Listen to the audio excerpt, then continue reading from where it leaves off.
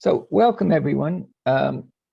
Whether you have caught every session or this is your first time, we're thankful that you took the time to come and we're glad that you're here. It's been almost 2 months since we last met, so I wanted to give kind of a 3-point recap. If you'll give me a minute simply to share my screen. Okay, so you should be seeing the theme for today: climate weirding and nonviolent conversations. Now, because it's been 2 months, I wanted to make a few comments. First of all, the goal of this overall series is to move that needle from our current destructive patterns to the more life-affirming ones. That vision, as we have mentioned many times that we use, is the flourishing of life for all. Now, we started primarily with information plus a few actions, and we are bending this series towards our goal of that flourishing of life for all as we find more clarity on actions, but it will still get interspersed with information. Now, in this movement, we weave in and out of various aspects: the basic information, personal acts, systemic issues, even our worldview. Like in the medical field, we want to not simply treat symptoms, but also the root cause, and thus both of those weave through our series as well. My second point is that our topic today is a continuation from December, where atmospheric climate scientist Dr. Katharine Hayhoe highlighted the need to talk about climate change, but to do it in a successful manner. This might be a bit of a reminder of what she was trying to get about. Her first point, of course, was when you look at her template, her first point is that for most people, there's the occasional exception, but for most people, you do not start with a bunch of facts on climate change. You try to find shared values. That's that bond aspect. Bond, connect, and explain. You may recall that she uses these things called factoids to help in this process, and we'll be getting into this more today. So there absolutely are ways to have good conversation. We've dealt with some of that in December, and we're going to finalize that this session. As well, we have our special guest, Nan Sargeant, here, who will help us with those difficult conversations and how to turn those from sort of angry or aggressive conversations more into collaborative ones. But anyway, there's where we've come from, that basic template of bonding, connecting, explaining, and inspiring. Doesn't happen only, of course, at Christmas, at Thanksgiving or Christmas. It can happen anytime.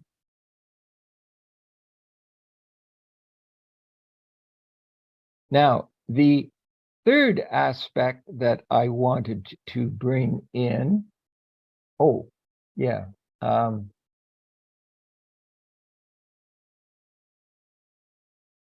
if I can get this to click over, is that our topic meets another goal. As was noted in an email that most of you got, the next 3 sessions, that is January, February, and March, are also geared to help us prepare for and also tie into our preparation for our Triennial World Conference at the end of April. Its theme, as you can see, is courage. And that for sure intersects with what we need to move on climate change. World Conference will also have a focus on the Good Samaritan, which possibly you can think of in terms of empathy, though of course the parables are so rich in variety of concepts, and also has a focus on the peaceable kingdom and thus the issue of nonviolence.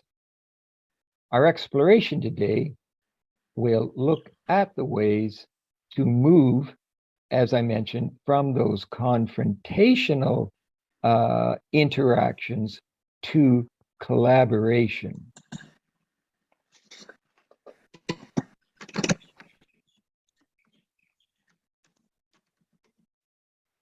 I wanted to just briefly note that in February, we'll be dealing with nonviolence and non-humans, and that will be with Professor Mark I. Wallace, who's a Cherokee storyteller. And I think that's going to be a fascinating theme and subject.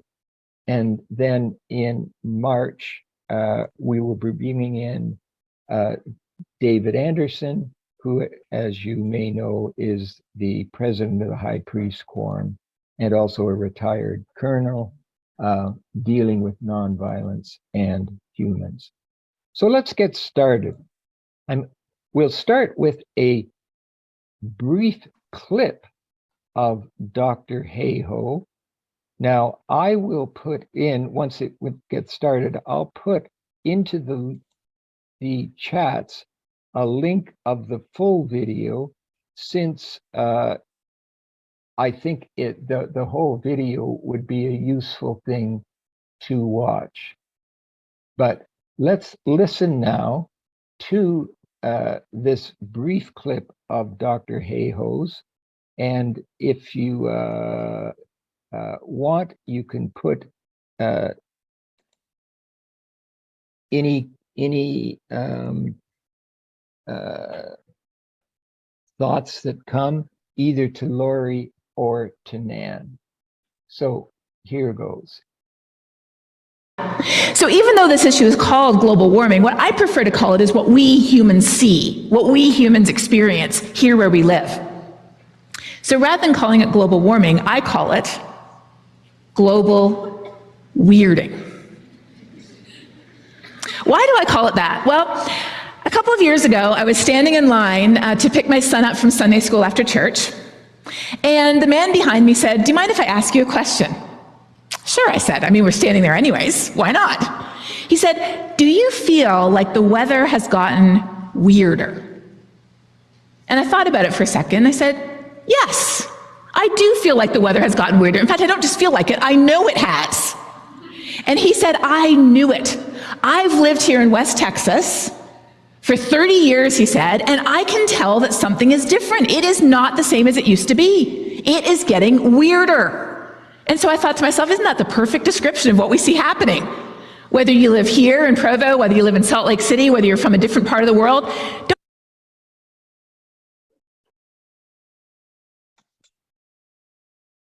So, Lori, over to you. Sorry about the delay. Yeah, no worries. Well, I also want to add my welcome to everyone. This community is becoming a community of beloved faces, starting to gather here in this new year. So I want to tell you a little secret. when the climate team gets together, we talk about the weather while we're waiting for other people to join.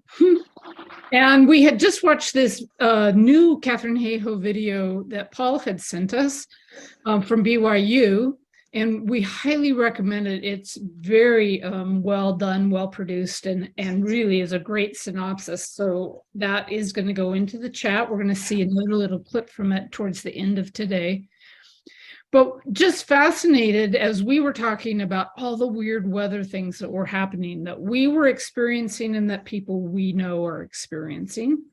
And we had saw this clip about calling and changing the terminology to global weirding because it's something that's less politically charged and something that a lot of people along that spectrum of what people think about climate change that is less disruptive and can draw us into conversations. So that's what we want to do today as we gather at the beginning of this brand new year, is to give a couple of you a chance to share something really weird that you have experienced in the last month. It wouldn't be hard. I know we've got Californians on here. But because we're time limited, we've only got about 10 or 12 minutes. I'm going to ask for 3 people to raise their hands who might have a story to share about the weirdest experience that you've had related to global warming, or that you've heard about from someone else. So a story. So if you go to your little reactions thing at the bottom of your screen, I want to invite some stories. What weird things have you experienced? You know, pretend you're with a group of small friends and you go, man, you know what happened to us last week? Okay, so Connie has raised her hand.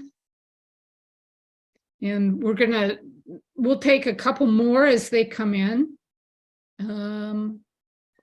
And Karen, don't be shy. And if we have time, we'll do a couple more. All right, great. Nancy, thank you. So here's what we're going to do. As you listen to this story, imagine that you're in conversation with someone who is cautious, disengaged, or doubtful about the climate crisis. Remember, Katharine Hayhoe says she tends to target those people who are the lower end of the spectrum to try and nudge them up to concern. If you're already alarmed, you're already on board. And if you're dismissive, it's not a conversation that you need to have. But in that middle place, so imagine you're having a conversation and hearing this story from someone, and ask yourself, how might I respond using Hayhoe's model of bonding, connecting based on shared values, connecting the dots or explaining with did you know factoids, or a did you know solution, something that would inspire you. And so what I'm going to do is I'm going to put that model into the chat. What do you have in common? Think of that as you're listening to the story. How does that climate change affect what we both care about? What's a relevant factoid that connects the dots? And how can we work together? What are some solutions that person might be interested in? All right, so Connie. Mine isn't a huge story. It's very short. And this was so unusual that in the middle of January in Michigan, my primroses were blooming. They never bloom until late spring or summer. That's about it. All right, thank you. So imagine you just heard that story and you were interested in that bonding. What do you have in common? And go ahead and put that in the chat. We're going to try and give a minute or two to each one of these little lessons. And how does it relate if you were trying to say, hey, bring up climate change, what would you use as a factoid? Did you know? Did you know the seasons are being disrupted? Whatever. Or any other piece that you think would be of interest. Or if you want to speak up, you can.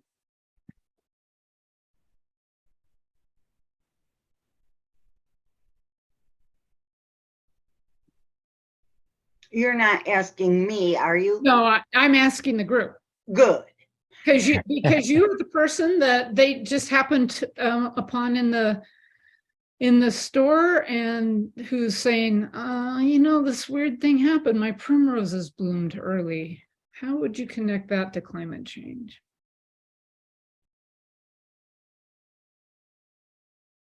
Oh, we got one new message. I'm going to let Susan read the chat messages.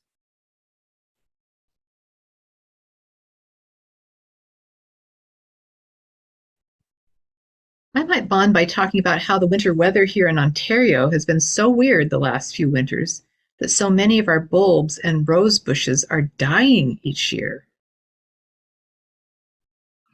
And then Judy unfortunately has to leave because something's come up. So the question from Russ and Sharon is, when do we trim the roses if we normally cut them back on Valentine's Day?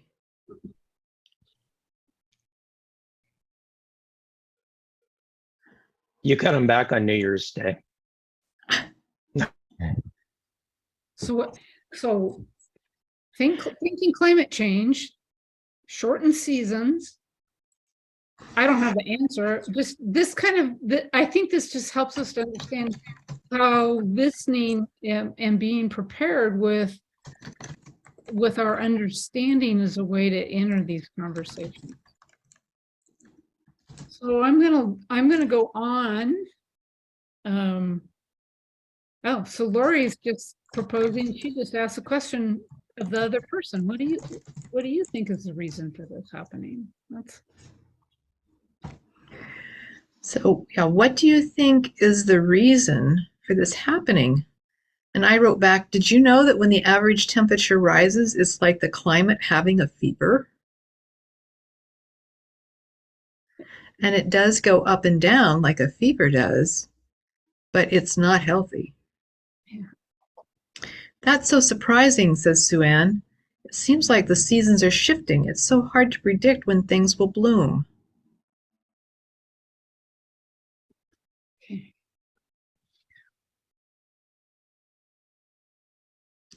And did you know that because of the increase in average temperature, that some of the trees that used to only grow in like California and Southern Oregon are now moving into Northern Oregon, and some of the ones in Northern Washington are moving into Canada.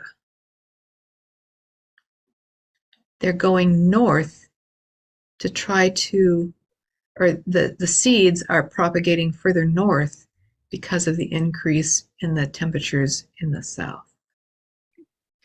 So I'm going to invite you to keep adding to this, but I also want to make sure we get a chance to hear from Karen and Nancy. Dean did say, did you know that because of climate change, England now has a wine industry? Of course, only for serving communion. I love it. Sure, Dean. All right. So thank you, Connie, for getting us started. Karen, what's your story of global weirdness? Well, my story also relates to weird plant growth. We bought our house 40 years ago, and with it, there was a gorgeous ornamental bamboo at our front door. The previous owner had been a horticulturalist. It's a very rare bamboo. Over those 40 years, we have had numerous years of drought and never had an issue with the bamboo. The water source for that plant has not changed. I have talked to my gardener. Anyway, this past summer, it died. He said, bamboo is so hardy, we'll just cut it down, it'll come back up. It started coming back up late summer, and it started dying again. As you know, we've had a lot of rain in California. It's starting to grow again, but I can also at the same time see the dead sprouts that had come up just 3 months ago. So over the 3 drought periods that we've had in 40 years, this beautiful ornamental bamboo flourished, and it's now basically struggling and hardly living. So something different about this drought. Yeah. Something about climate, something the intensity. Did you know that droughts are getting more intense with climate change? They're lasting longer. It's not that we didn't have them before, but they're more intense. And so any other chats? Yes, I saw a bumblebee this week. It seems that spring is earlier than normal. Could this be due to climate change, climate warming? Yeah, just raising the question. Okay, Going back to my story of my ornamental bamboo, one speculation, because I've discussed this with numerous people, and one speculation is our summers are getting hotter. So even though there have been drought periods, the added heat on top of the drought very likely is the cause. But again, it's weird. Mm-hmm. All right, thank you, Karen. I hate moving us along so fast, but we have a lot to get to today. So I want to hear Nancy's story. Thank you so much, Karen. I'm a gardener too, and I have seen how confused the plants are. My rhododendrons bloom twice a year sometimes, just a few blooms. But last year, my one beautiful azalea, which blooms every year, decided not to bloom. And I realized that because we had this cold snap right at the time when the buds were forming, that the bees stayed in hibernation, and the bees were out, and the fruit crop was lower. I see dead evergreens every once in a while. Just on the highway, there'll be 5, 6, 7 trees in a line, and one of them died last summer. What else is confused? Oh, my peonies come up, not around. They're called Pfingstrose in German, which means Pentecost rose. They come up, they're already sprouting. And the daffodils are coming up much earlier. So the plants are confused, and my primroses winter over now for the last 2 years. All right, thank you. So Joan Thomas mentions you mentioned crops, Nancy, and Joan Thomas writes, did you know that with every degree of warming, crop yields are decreasing? If the bamboo is struggling, if your peonies are wintering over, we have to wonder how the crops are doing. And did you know that one of the major possibilities for bringing climate solutions is changing the way we do our gardening?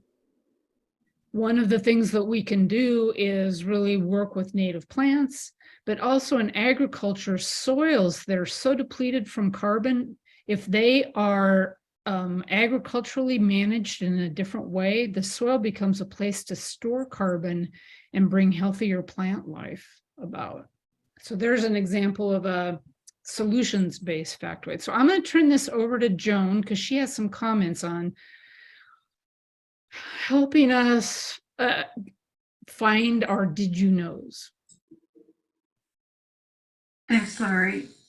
When the team talked about this, we decided that we needed to get serious about learning some of these facts so that we had them ready for when conversations we may have the opportunity for conversations. So let's see if I can open the right document here. And so we have started the process of preparing a document of global weirding facts, the little factoids that you can use. And I'm going to be putting this document in the chat so that you have it available. And I can't seem to move it at the moment because somehow my screen seems to be locked. Oh, there we go. So we've divided them into, topics, biodiversity, global and international, weather and disasters. So one of the neat ones that Dean found for us was that extreme weather events that were averaging every 4 months in the 1980s, by the 2010s, were averaging every 3 weeks. And so there's just some really neat little facts. I've got some that are US specific, I've got some that are Canada specific, some lifestyle ones, different choices. So I just wanted to tell you that we've started working on that. We're going to make it available to you in the chat. And I want to encourage all of you to keep adding to it. When you find things, let us know, and we'll add to the document. And this is something that when you have a few of these in your memory bank, you can just pull out in the middle of conversations. And one of the good sources, I just wanted to mention, one of the good sources we found for these is Katharine Hayhoe has a newsletter that she sends out every week that has one good piece of information, good news piece of information, and one bad news piece of information. And you can just go to katharineHayhoe.com to register. I'll put that in the chat as well. So that's all I wanted to say about it. Thank you very much. Thank you, Joan. And her book also really has a lot of these just really accessible factoids. And if you're a gardener, figure out the ones on gardening. If you're where it's raining a lot, figure the ones on raining. You don't have to know everything. You just have to know the ones where you can bond and really connect. So we don't have to be experts. We just have to care. So Susan. Okay. Well, I really enjoyed hearing the 3 stories about global weirding. And I know that there's a lot more out there, a lot more stories. So keep sharing those and bonding with people and bringing the factoids into play. I like that phrase, global weirding. I think it takes some of the tension out of conversations about climate crisis or global warming. And we've provided some suggestions about initiating conversations from the Hayhoe videos. We've intentionally repeated ourselves because education includes repetition. It also includes new skills. And that's what we're going to share with you today. So let's assuming that you're having those initiating conversations, you're using interesting factoids, and you're connecting, doing all of those things. But what happens when you suddenly find yourself in the middle of a conversation about climate with someone whose perspective is completely different from yours?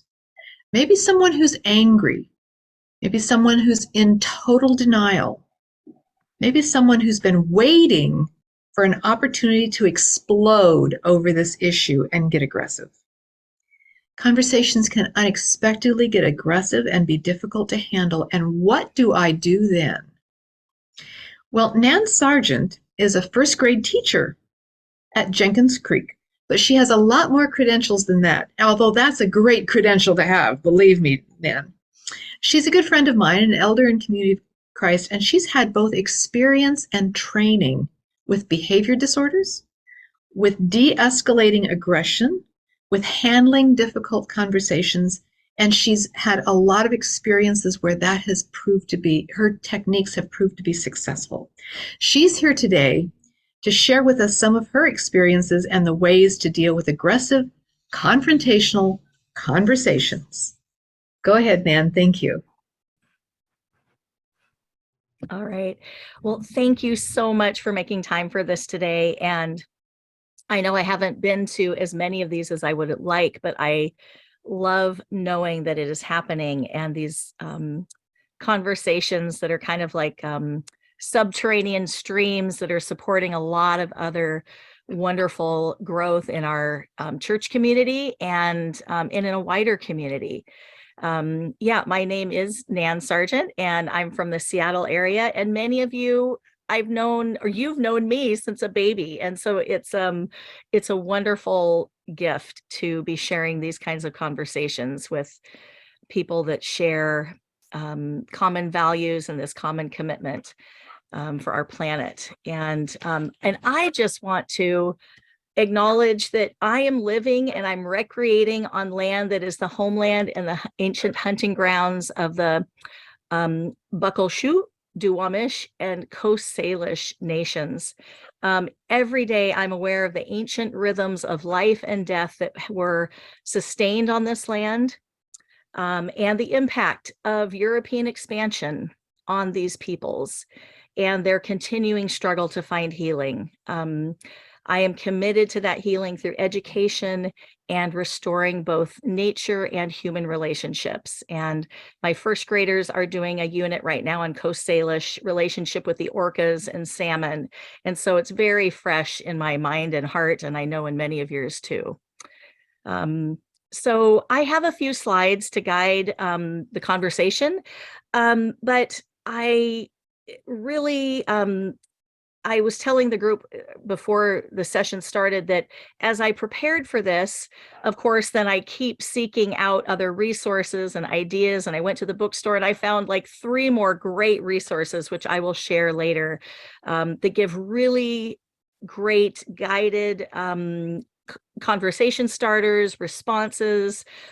Some of them are about racial justice conversations, but they apply to any kind of passionate, heated, divisive, potentially divisive conversation. So I will share those too, in addition to what we have in our slides.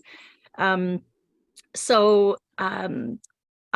gave me great hope to see that there is this undercurrent that of so many people who are tired of the dissension, the hatred, the animosity, the rancor, not just in our politics, but in our society. And as a first grade teacher in the Kent School District, this is South Puget Sound area. It's a lower income, middle to lower income area. And we're a Title I school. We get funding. We have about 40%, 30 to 40% of our students are qualify for free and reduced lunches. So I am dealing with not only children on a daily basis with behavior issues, but also their parents, mostly their parents. And so being able to, first of all, have compassion. And when we talk about climate change, any kind of conversation that we want to be meaningful, we have to come at it from a place of curiosity and compassion. So that was certainly part of my journey growing up. I grew up in a large, loving, I call it perfectly imperfect family with many of our own conflicts. My parents were lifelong learners. We grew up with, National Geographic, Reader's Digest. We had World Book encyclopedias. And just the world was always presented to us as, we were invited to be curious about the world. I remember, I think my sister's on here too. I had a pretend friend, Cinda, who I had picked out of an encyclopedia, and it was a picture of a Navajo girl weaving. And I just thought, if I could pick a friend, that's who I would have. And her name, I just named her Cinda. And I would spin the globe and I'd stop it with my finger, and that's where she was going to go that week to travel. And so that was such a part of my life as a child, was just being aware of the wonderful diversity of our planet. I was also drawn to and curious about how can people get along. I tried to seek peace. I was number 5 out of 6 children. And I think I was very sensitive, aware of conflicts that were going on in my family, even amidst all the loving, wonderful things. But there were, as any family, right, we have our challenges. And so I think that desire to be part of people getting along was always in my background, in who I was. So I think it's important, as I'm talking about my background, for you to also be thinking about your, what I call intersectionality, right? Your gender, your nationality, your community, your socioeconomic background, right? All of us bring something to a conversation every time we show up. I know Charlie Parker, right? The jazz horn player said, if you're not living it, you can't bring it to your horn, right? If you're not, if you don't have it in your life, it's not going to come out of that horn. And so when we come to conversation, really give yourself credit for all of, you are bringing all of your pain, all of your anger, all of your disappointment, all of your sense of urgency around climate change, or any of those really emotional conversations. Just be aware of context. Be aware of context, and give yourself credit that you already have what you need to have these conversations. So when we go into them, be at peace. Know that you care, and you are self-aware, and you want to learn. So I think those are the most important thing as we start this conversation, to know that you have what you need to begin having these conversations right now. So I'll share this first slide. And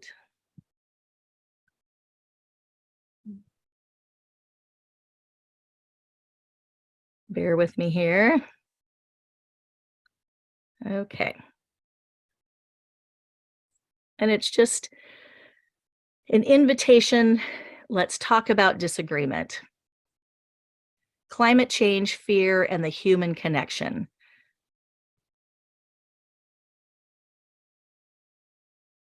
And there might be a little bit of lag as it goes to the next slide.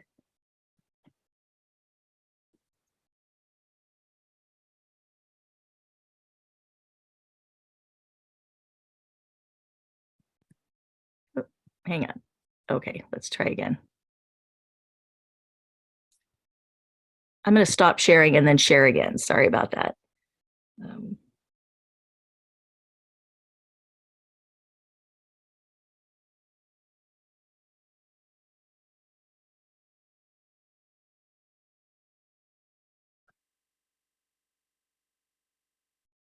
You can be thinking about your own intersectionality while you're waiting. Okay, there we go. So I chose this quote and this picture of myself as a child. Some of our pictures are hiding my little brothers down the corner, my mom, her commitment, and my dad's to getting us outside. And this quote by Pema Chodron: "We don't set out to save the world. We set out to wonder how other people are doing, and to reflect on how our actions affect other people's hearts." And even though we're talking about climate change, we're really talking about humans, because we're causing this. And so you talk about getting to the heart of what is happening. So I hope this quote resonates with you as it did with me. And so, I don't come here as an expert today, but I call myself an accidental advocate for difficult conversations. I have stumbled through many. The first thing I got good at was apologizing for my own anger, for my own rudeness, for my own attachment to things and not listening. So I think that we have to come to these conversations with humility, with a childlike spirit that we are learners, we are students, and we don't have the answers, but we are willing to try. And one of the authors who has really inspired me, and I know many of you have read this book too, but Margaret Wheatley's Turning to One Another has just been so instrumental. And the climate crisis invites us into this examination of essential questions of what it means to be human. You know, do I feel a vocation to be fully human? What is my faith in the future? And what do I believe about others? And what am I willing to notice in the world? And I hear, you know, so many of you are gardeners or woodworkers, or you work in social services, and you notice a lot, or you wouldn't be here. You have noticed. And even then, we are asked to continually expand our capacity for others' experience, and kind of a losing of ourself sometimes, making space for those conversations.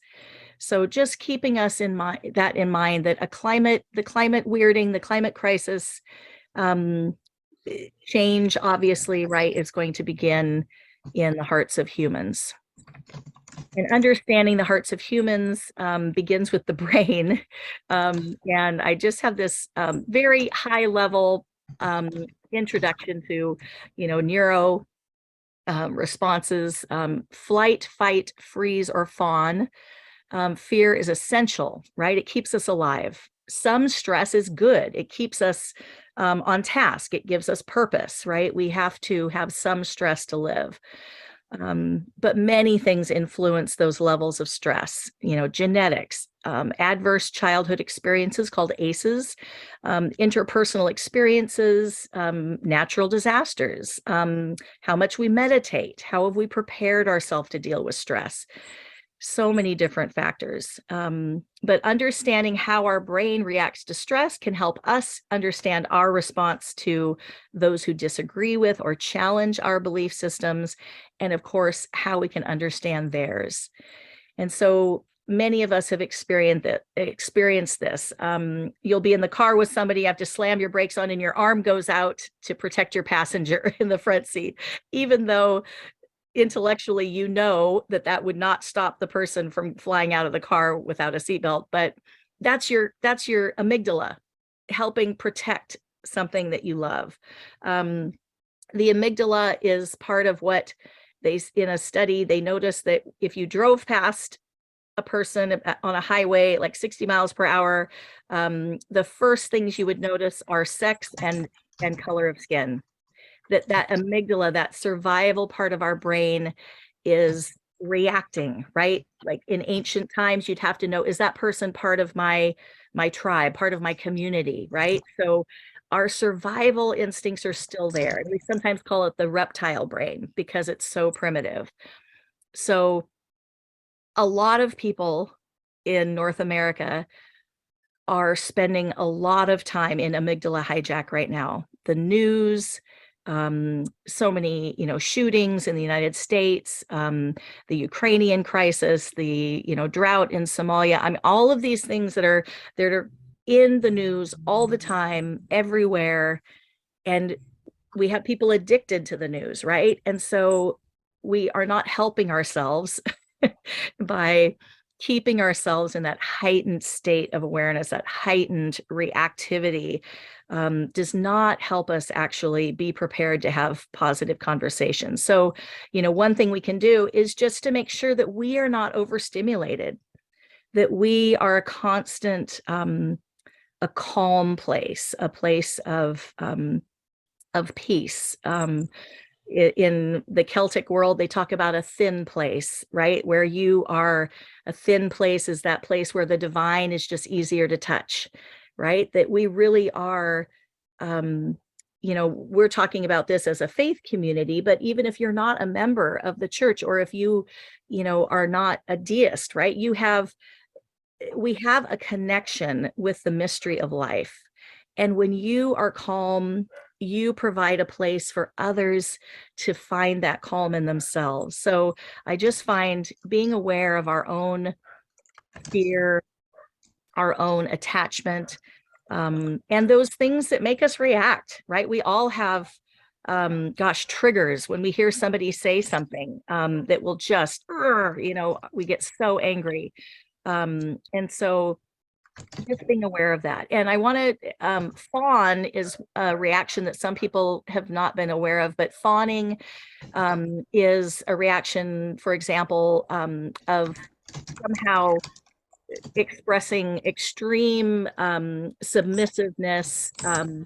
It's okay, mom, I'll do it right next time. A child trying to protect themselves from a beating or a consequence, or where there's a power differential, that you are making yourself small, submissive, subservient to do whatever you can to get out of that threat situation. So that's what we mean by fawn.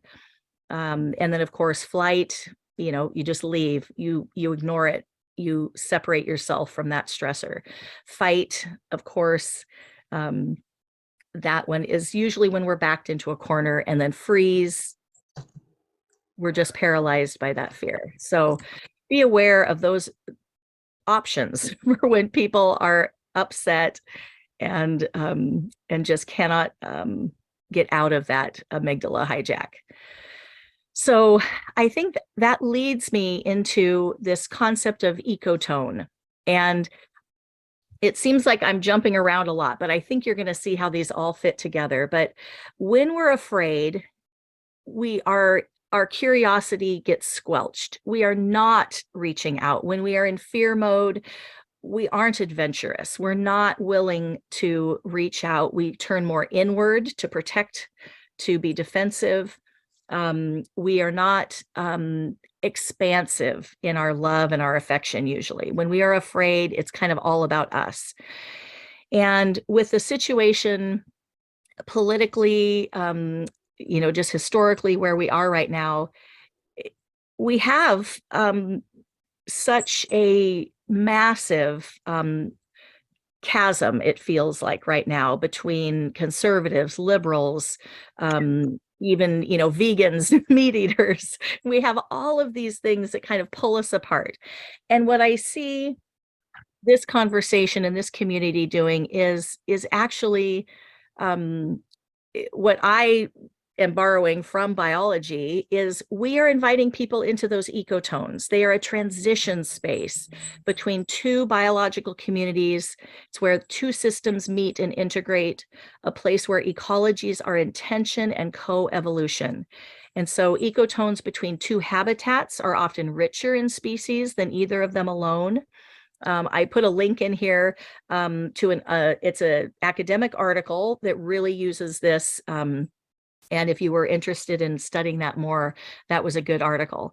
Human interaction between highly divergent demographics, political, economic, or ideological groups results in great diversity and potential for novelty, but also higher risk of conflict.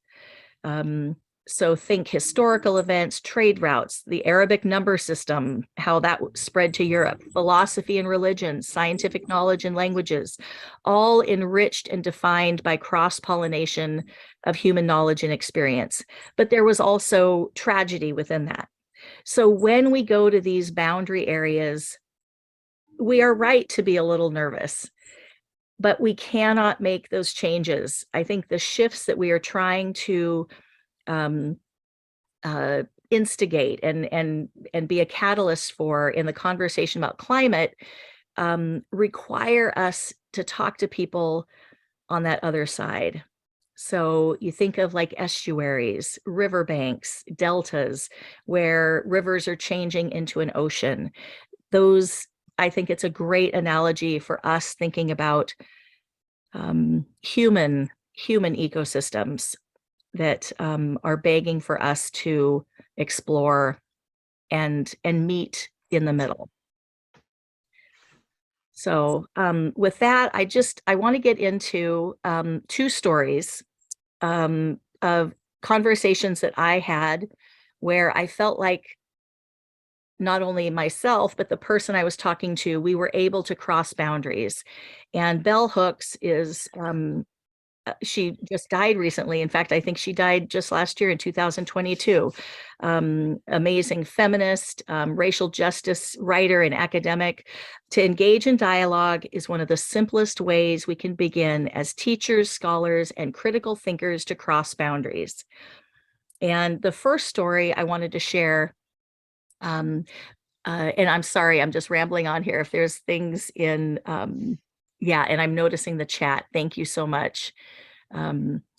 That last year, my school went on strike, and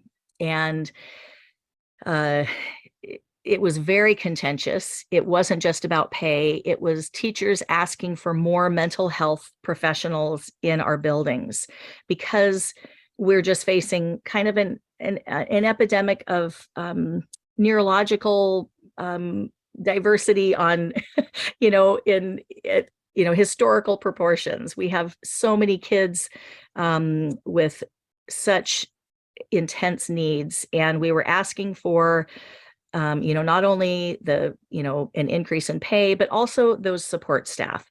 And so my school had quite an active, we had a really active group of teachers who were picketing every day in 90-degree temperatures. It was right at the end of August and September and beginning of September. And we were out on a busy road, lots of cars on Kent Kangley. Some of you might know that through Kent, main thoroughfare. And we were just kind of going up and down on the sidewalk, and every once in a while someone would stop and have questions. But one day a woman pulled in very aggressively. We kind of had to jump back a little bit, and she was in a convertible, and she leaned over and she goes, "I have questions." And I happened to be there, and I just stepped forward. I said, "Well, how can we help you?" And she said, "Well, there are just a lot of angry people." She said, "I heard that you're teaching critical race theory and you're teaching kids to be gay. And are you teaching about transgender, kids?" And just, you could tell that she had heard this and just had been, like Susan said, she had been holding it in. She was waiting for an opportunity to unload this and have someone be accountable for all this anger that she was feeling. And, I said, "Oh my goodness, that sounds like a lot." I said, "Well, where did you hear that?" And so of course she said, "Well, I hear it on the radio." And she was kind of flustered. She goes, "Well, there's just a lot of angry people." And I said, "Well, you're right there. There are a lot of angry people." And she said, "Well, are you teaching those things?" And I said, "Well, we certainly are teaching history, and we have a lot of different cultures here in this school." And I said, "Hey, I have a transgender daughter." And I just said it right out. I said, "I love children." I said, "If that's in my classroom, don't you think I would want to love every child in my classroom?" And she said, "Oh, well, of course." And then she felt compelled to tell me how, well, my kids were never bullies. I taught them that they should be kind to everyone. And so she felt compelled to kind of defend her animosity. And so I said, "Well, that sounds great. It sounds like you really care about kids." And she said, "Well, but they say you're hiding this from parents." And I said, "Oh, wow." I said, "We have a hard time just getting through, math and reading. That would be a lot of work to try to hide curriculum." And I said, and I pointed to the table where, the PTA, the parents had brought us snacks and water bottles. And I said, "Well, we have parent support, and they are in the building, they come in our classrooms." I said, "Parents really know what we're teaching." So it was kind of this flurry of me trying to de-escalate, but address her concerns. And yet she then was able to kind of do a little bit of self-reflection and recognize that, yeah, she did care about kids. She did care about families. And I was able to affirm that. And I just said, "You're right. It is really upsetting. A lot of people are angry." And I said, well, we teach kids to be critical thinkers, and we just care about families and supporting kids. And I said, and I hope, if you'd like to learn more, feel free to stop by. And so she said, okay, well, I just know there's a lot of angry people. And, we just chatted maybe 8 to 10 minutes. And by the time we ended, she said, well, God bless you and the work you're doing. And I said, well, God bless you. And thanks for stopping by. I know these are hard conversations. And she said, well, thank you. And then she drove off. So that was one experience, a very recent one. And then again, a few years back, our house had flooded, and we had water damage, and we had a contractor coming in to look at our cabinets, our kitchen cabinets, to see if they could be salvaged or if we needed new ones. And I had taken the day off to deal with some of this stuff with the house. And so when I welcomed this man into our house, I said, oh, well, I'm glad this worked out. I said, I got off work a little bit early, or I left school a little early so we could make this work. And he said, oh, you work for the schools? And I said, yes, yeah, I work right down the street. And so he said, well, I just think it's horrible how you're having to educate all those kids in all those different languages, and none of them speak English. And so, he hadn't been in the door 3 minutes, right? And we're into it. And again, I just said, oh, well, where did you hear that? And so he told a couple places he had, been listening to, or things he had read. I said, oh, well, that sounds really difficult. I said, would you like to hear my experience, my personal experience? And so I told him that, yes, we do have a lot of multicultural students. We have so many languages. I said, well, actually, the Kent School District is the 11th most diverse school district in the United States. Did you know that? He goes, oh, wow. And I said, I think, people want to be here because they have heard this is a really welcoming place, and they're so excited for their kids to learn English and do well in school. And there's a lot of support for them. And I said, I just feel like my role as a teacher is to be an ambassador and help kids discover their giftedness and where they can help to make this country even better. And he's like, oh, well, yeah, that sounds good. And so we kind of went back and forth, and almost 2 hours later, he said, well, you've given me a lot to think about. And I said, well, thanks. Again, I just thanked him. I said, well, thank you for having that conversation. There's so much misinformation out there. And he goes, well, apparently, and so I'm walking into the door, and somewhere in there, he had looked at the cabinets while we were talking. But as he's leaving, he just paused and he said, my wife and I lost our only son 2 years ago. And I guess I've just been really angry, and I don't like change, and maybe I'm just too angry. And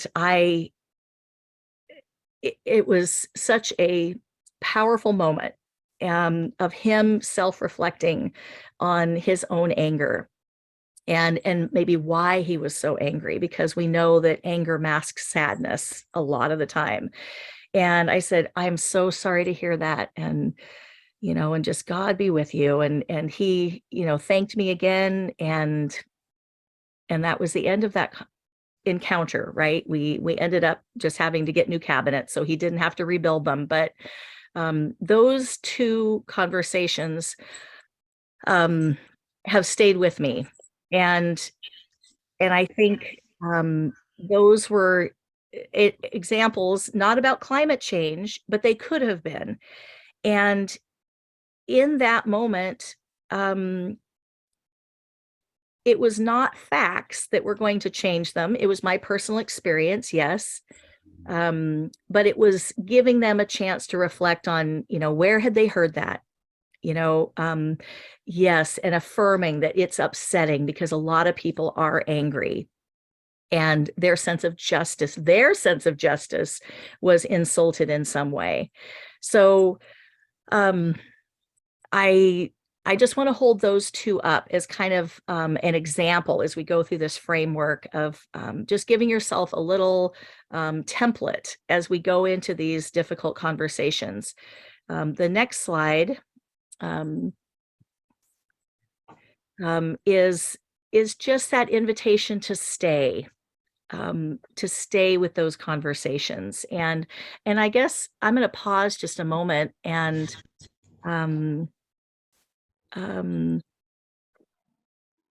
I've been talking a lot and I just, is there anyone that just has a question right now or a comment or something they'd like me to address? And we will have some discussion time later too, but.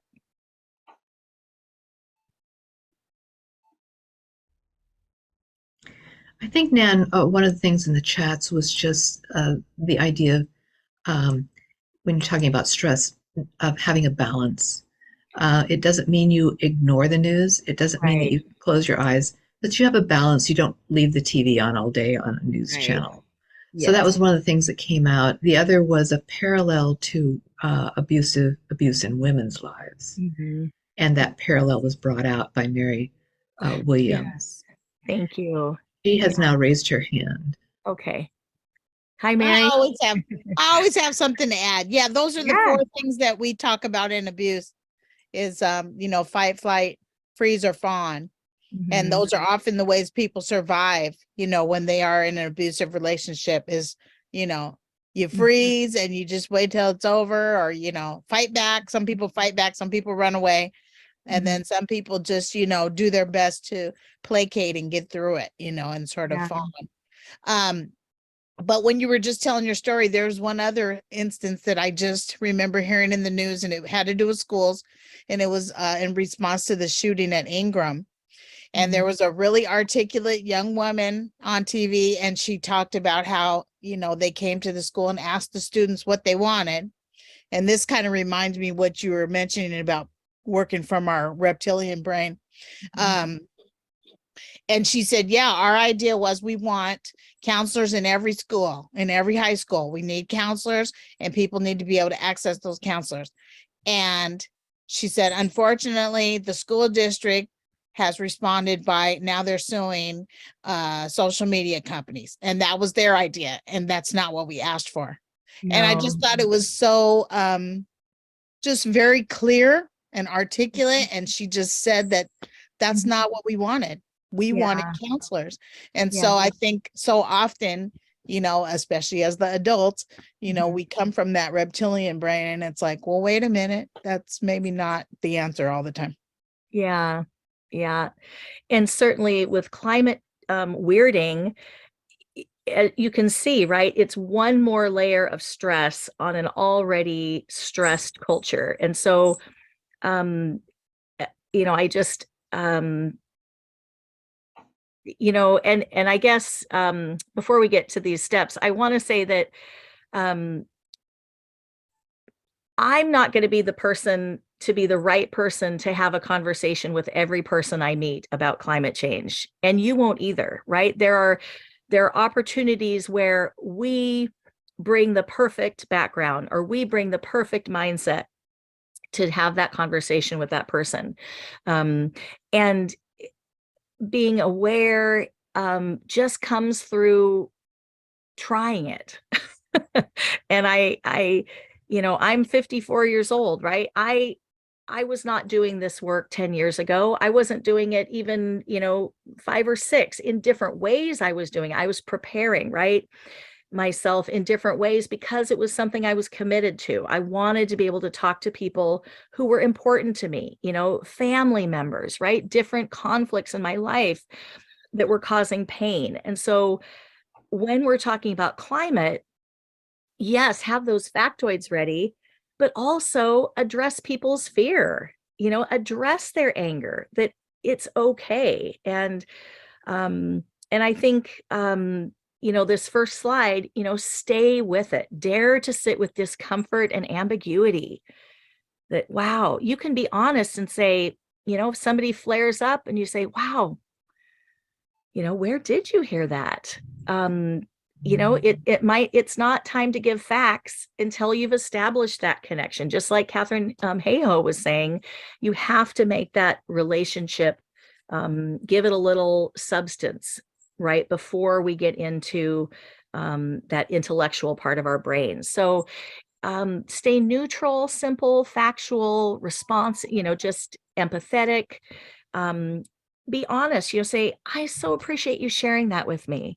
You seem really angry about this. Would you be willing to share more? You know, I didn't mean to upset you. You know, I'm just really trying to figure some things out. You know, it would really help me to understand more. Would you be willing to chat for a few minutes? You know, hey, would you tell me about more about why this is so important to you? You know, you said this, and I'm just really curious about that. You know, I want to learn more about people's different, you know, different perspectives.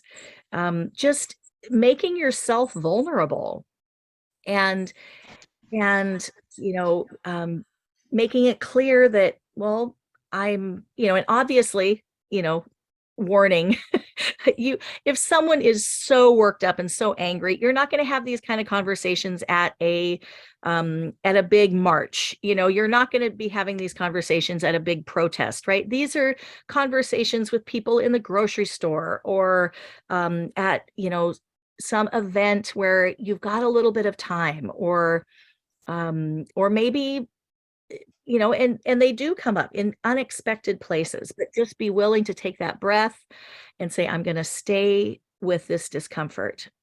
And sometimes your stillness and non-reactivity allows that space for the other person to calm themselves down.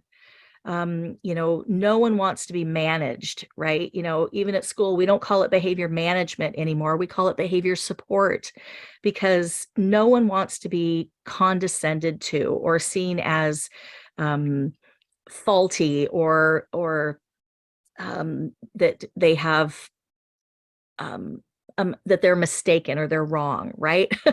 And they may be very wrong, right? But that's not how we establish relationships. So, so that's just, you know, my advice is be willing to stay with it. If you're not in physical danger, you know, I worked in customer service and returns at IKEA, so I'm used to a lot. I can handle a lot of angry customers, and you have to be able to know that an angry person is just that. They're just angry. So, and then let's see if we can go to this next slide. And then, you know, after that breath, proceed, you know, let your curiosity lead. Think interview, not interrogation. And try not to be attached. It's not your job to you know, persuade at this moment. You know, you're not talking them out of, you're not dissuading them from their view yet, right? So again, you're helping them think through the process of their own opinion. You know, where did you hear that?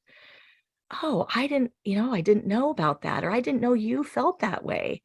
I can tell you feel really strongly about this. You know, have you always felt that way? Why is this so important to you? And then listen, you know, really listen to understand, and then say, would you allow me to share my experience? Like I did with the contractor. You know, I said, well, I'm actually in this situation. Would you be willing to hear my experience? And why do you think this is in the news so much? You know, maybe they're going to talk about conspiracy theories. Maybe they're going to talk about some, you know, billionaire that's trying to make money off the climate change thing, right? But that's important for you to know where they're coming from. So, you know, you have to be willing to hear a lot of things that might be ridiculous to you, but that are frightening to this person. What is it that makes you angry about us talking about this, you know? And then maybe, you know, well, if you could fix these problems, how would you do it?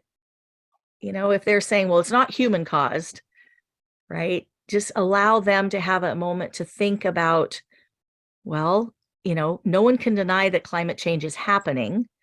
right? Some people, they might try, but there's just the overwhelming evidence. So then ask them, where do you go for trusted information? Who's trustworthy to you? What makes them trustworthy? And then again, just that active listening that so many of us have had training in, just that, so you're saying that you think that automobiles aren't spewing out as much, CO2 as the statistics say. Is that right? So having them just hear their own words, have them have a chance to reflect. And then ask for confirmation. Did I get that right? Is that true? Okay. Then you can go on. And then that might be a time when you say, well, actually, and that's when you pull out one of your little factoids, and then you could say, well, these are sources I trust, and this is where I heard it. So proceeding is difficult because you don't know where it's going to go. And you have to be, I've talked to my husband about conversations I've had, and sometimes we're brave and sometimes we're just stupid. The theme in our denomination today was the foolishness of Christ, right? The foolishness of the world. But sometimes going in, right, where angels fear to tread, right, that you are going in as this peaceful moment. Or even if you are worked up, you're going in as a authentic expression of your desire to connect with someone. And you can say, well, I really get worked up about this topic. It's really hard for me to talk about it, but it's really important for me to say this. Just again, honesty, your vulnerability is so important. And then closure. Smile, have eye contact, slow your breath, turn towards them, relax your shoulders, show that you aren't in flight mode, you're not in fight mode, that you are present and that you see them, you see their fear, you see their confusion, and thank them, end with gratitude.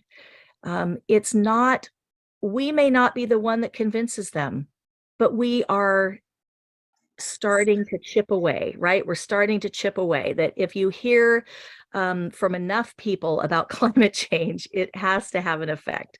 I remember a relative who we were having a holiday meal with them, and I said, oh, where's your recycling? And she was like, oh, well, we don't recycle. Did you know that 70% of recycling never even makes it, it ends up in the landfill? And she had her own factoids. And I said, oh gosh, okay, well, I'll just take it home. That's okay, and but the next time we had dinner with them, she had recycling and they had curbside recycling. So you never know when just that little pressure, right? That little, shaping that, look, listen, this is here. I know it's overwhelming, but I'm just going to pat you a little bit.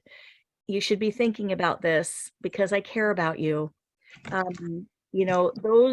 That gentleness can be just as effective as having a wonderful list of facts, So if it was a really productive conversation, you could even say, if I wanted to learn more, would you be willing to meet again?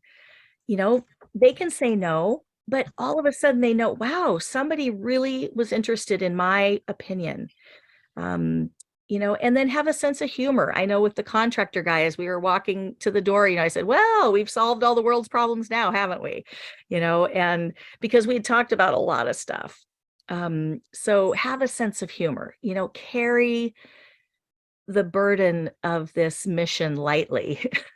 That's the paradox, right? That if we don't carry it lightly, then there's no room for others to engage in that conversation. So again, just relax your shoulders, smile, fully turn towards the person as you say goodbye, and just try to exude goodwill, that you have appreciated them, that you see them, and even if it was tense, even if there was some real disagreement, then it's even more important to thank them authentically, without sarcasm, just really being present. So in this last one, just, if we want that conversation to change, we have to change who's in the conversation. And so prepare yourself for conflict. When conflict arises, breathe into it. Just like, oh, here we go. Okay, I'm going to listen. Normalize it, expect conflict, and just remember that angry people, including ourselves, are seekers in crisis. Angry people are seekers in crisis. And I just made this little kind of syllogism circle graph that, from my experience, you've got to have all three: experience, compassion, and knowledge. And you only get experience by being brave and just getting out there and having conversations. And I know many of you are already doing this. And so, when you combine compassion and experience, then you start to notice things. You see the patterns, you recognize phrases, you can see you take the cues in conversations, what people's kind of hot spots are. And then that experience and knowledge are going to give you more skill. And then that self-reflection is compassion and knowledge. If you have a really not a successful conversation, reflect on it, even ask the person, say, I'm really sorry. I'm not very good at this, but I just really valued just talking to someone who doesn't agree with me, and that self-reflection piece then informs your next conversation. So I have just spewed out a lot, but I know so many of you, again, have just been putting things in the chat. And this last quote is just Paulo Freire, the education revolutionary, described love as an act of courage, not of fear. When we find the courage to approach those we fear, that is a gesture of love. And I think that it's what it comes back to. We love the planet and we love people.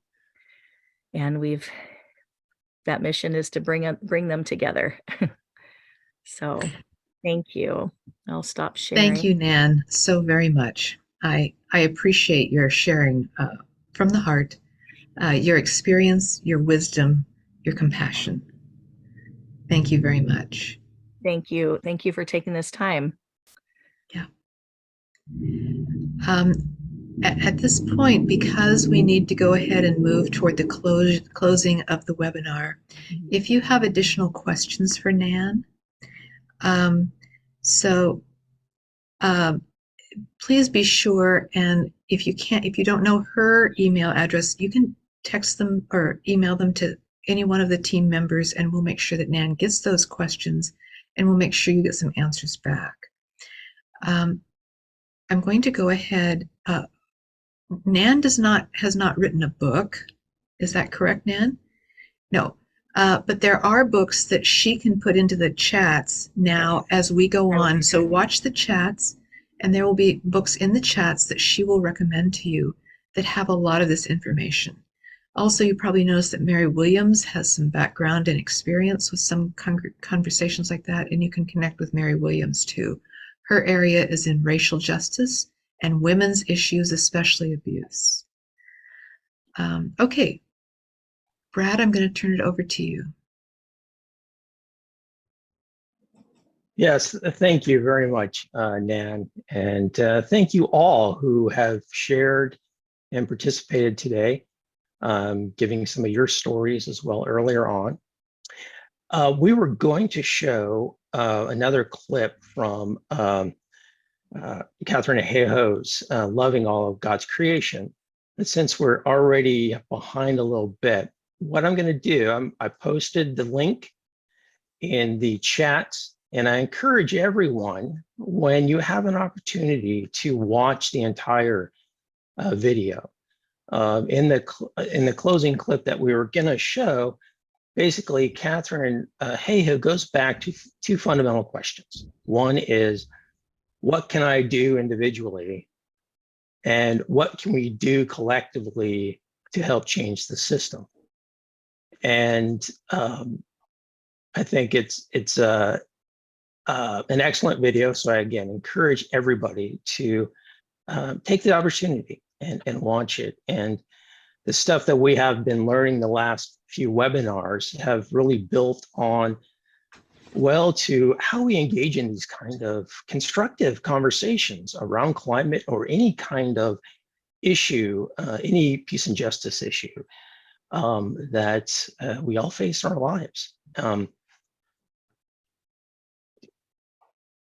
Also want to let you know and that most of the climate justice team will be attending World Conference, and we hope that many of you that have been on our webinars that let us know if you're going to World Conference as well.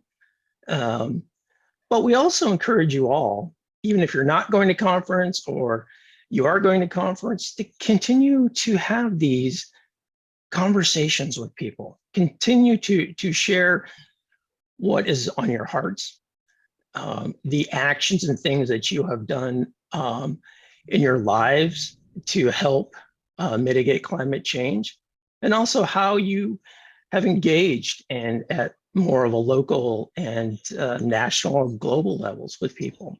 So we continue to have the courage to engage in these conversations with a lot of the tools. And if you haven't seen some of our webinars, you can go back into the archives and pick up a lot of the resources and a lot of the educational pieces that we have shared.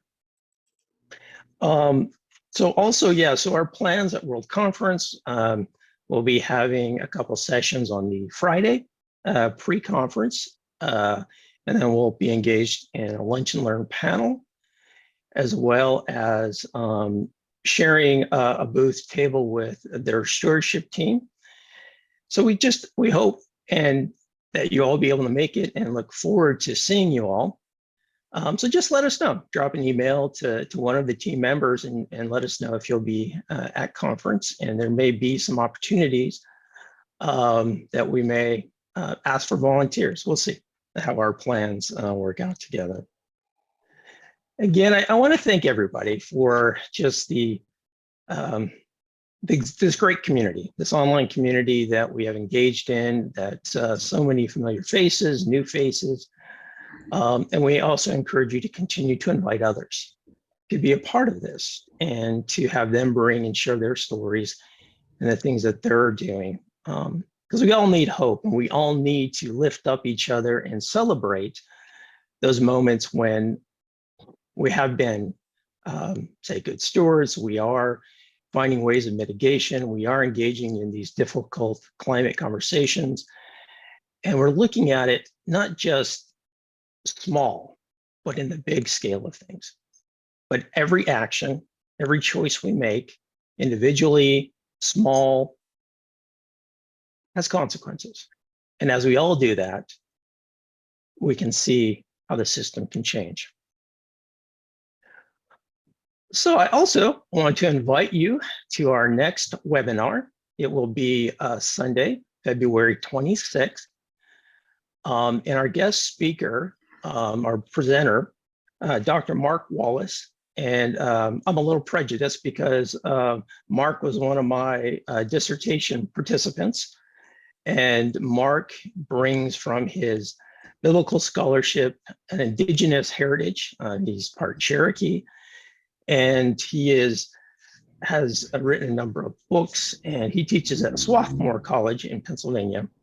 And we're delighted to have him share about, and this may be an interesting topic. You may kind of like, oh my, but he's going to share about how Christian animism can help us to experience a re-enchantment of the world. And again, it comes down to that question of God's love for creation. And if we believe the Spirit is in all of us, the Spirit is also indwelling in all of creation. So we look forward to having Mark. And again, thank you all for your time. And thank you, Nan, for your presentation. And if there's any other questions, I posted in the chats the web link for Hayhoe's video, Loving All Creation. So thank you all again, and hope you have a pleasant afternoon, and see you February 26th.